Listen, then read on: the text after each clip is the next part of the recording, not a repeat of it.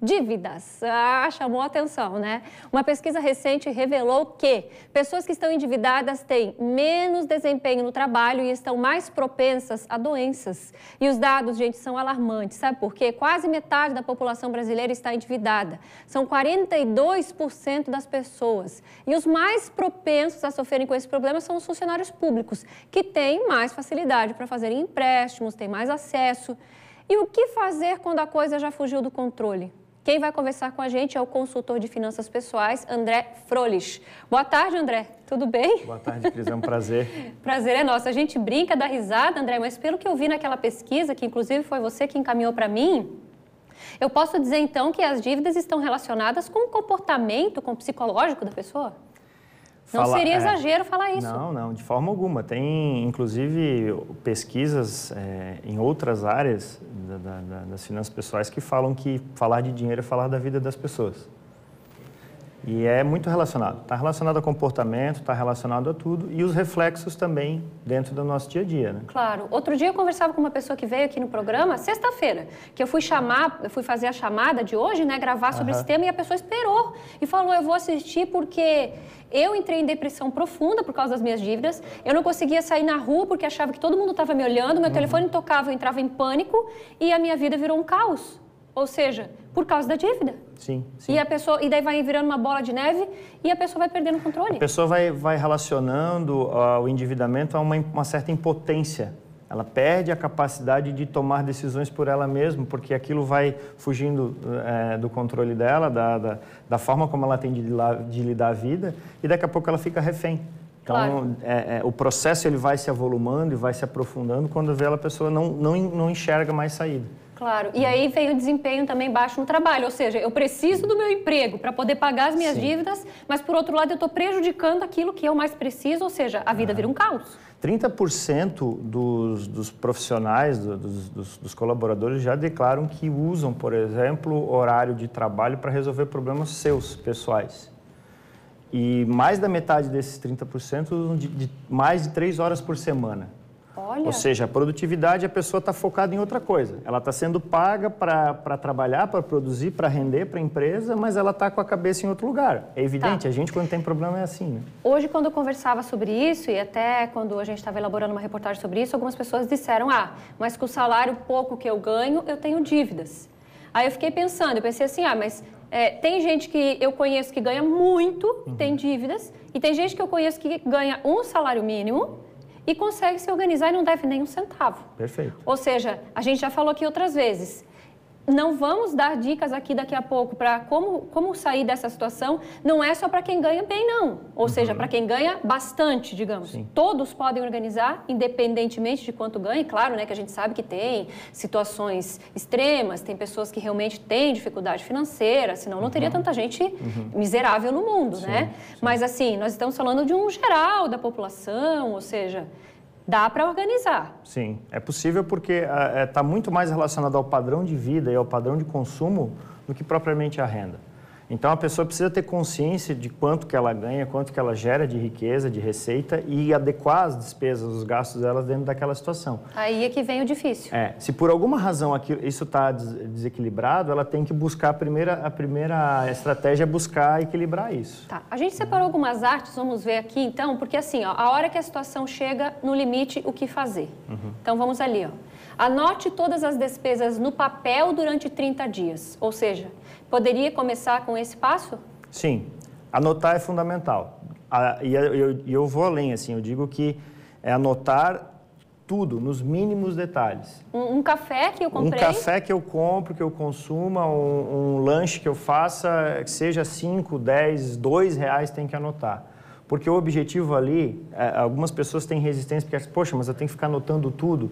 Não é a questão de anotar tudo, o hábito de anotar vai fazer você ter consciência do orçamento, do todo e dos gastos que você tem. Eu já falei aqui várias vezes que depois que meu marido adotou essa técnica lá em casa, eu deixo de comprar para não ter que chegar lá e colocar no caderninho, que eu falo assim, não, eu não posso colocar mais isso. Exato, esse caminho. A gente começa a tomar consciência dos nossos gastos, né?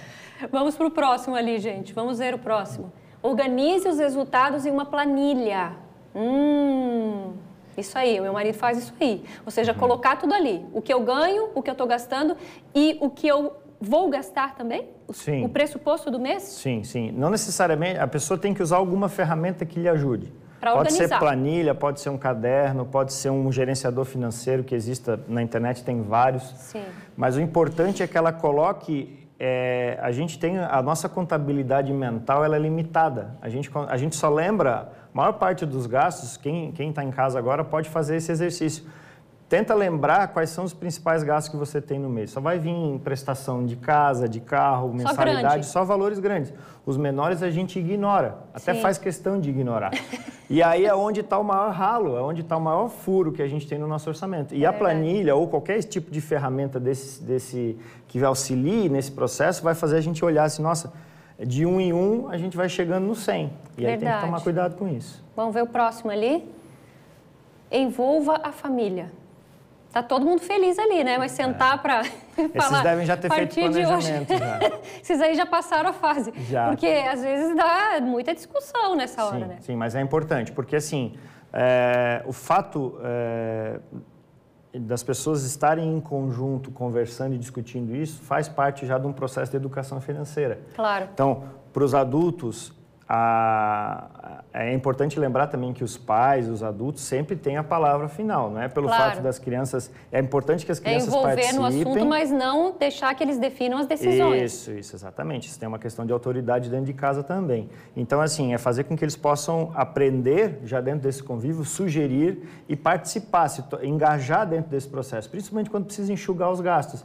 É aquele banho mais demorado que passa do limite. Ou entender que eu só posso passar o cartão se eu tiver o dinheiro correspondente no banco. Ai, mãe, mas passa o cartão. Eles não entendem. Não é uma máquina que gera dinheiro infinito. Isso. Bom se fosse, né? Mas não é. Então, ele tem que ter uma origem ali. Então, essa conversa é importante para isso. Olha só, e deixar todo mundo ciente que é um novo momento e uma nova fase que ela vai passar, mas que precisa contar com a ajuda de todo mundo. E o quanto antes fizer, melhor, mais rápido. Temos outro ali, pessoal? Negocie as dívidas, é isso que eu ia te perguntar. E com relação ao montante, ou seja, procuro cada uma das pessoas, reorganizo, realoco tudo isso para eu poder deitar a cabeça no travesseiro e falar, agora a coisa está andando. Sim, tem que assumir a rédea da situação. Fugir, ignorar que existe o problema é pior, porque ele vai se avolumando. E aí entra nas questões de saúde, de depressão, de ansiedade, etc. Então, é fazer uma relação, levantar as despesas, levantar quanto se tem de gastos e de dívidas, equilibrar o orçamento, buscar formas de equilibrar e aí sim renegociar e negociar todas as dívidas para quitá-las o quanto antes. Se possível, se necessário, vender bem, se desfazer de alguma coisa, fazer algum tipo de trabalho extra para gerar uma receita maior. O quanto antes passar por esse processo de endividamento, quitar isso mais rápido e melhor você vai poder aproveitar esse processo. Muito bom. Tem mais, pessoal? Mais coisas ou não? Nunca gaste mais do que ganha. Essa é a parte mais difícil, porque senão não teria dívidas. Exatamente. E esse é o conselho mais antigo. Chega a ser, já está batido de tão antigo, né? Mas assim, realmente, não dá para gastar mais do que ganha. Para isso a gente tem que ter a consciência. E endividar e tomar dinheiro emprestado é quando a gente quer antecipar algo que, nesse momento, a gente não pode. Ou porque não tem algum projeto de vida. Então, por algum estímulo externo, por alguma insatisfação na nossa vida, a gente acaba gastando mais do que ganha para tentar preencher aquele vazio. E aquilo que você sempre fala aqui, né? Às vezes tem aquela satisfação do momento e depois se transforma em pesadelo. Então, é melhor deixar como está, não ter a satisfação, mas depois também não ter o pesadelo. Né? Exatamente. É a compra por impulso, né? Temos mais um. Vamos ver ali. Busque outras fontes de renda, é aquilo que você acabou de falar. Isso. Tentar um extra, envolver todo mundo, ver o que as pessoas podem fazer para poder...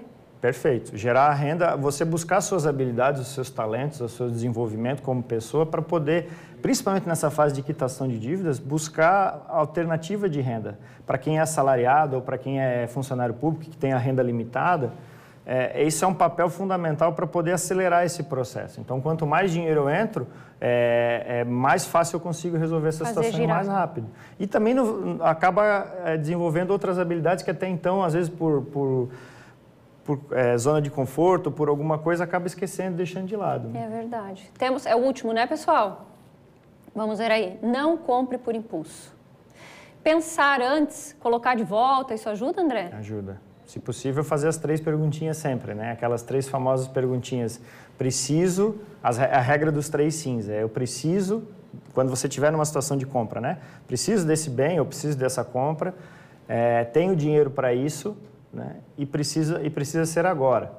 Se em algum momento essas 3 perguntas você responder não faça. Isso vale para comida também? Não? Comida, se não estiver passando fome, assim, se não tiver naquele eu já estado, pensei né? agora em cada prato delicioso que eu tô com fome. Preciso sim.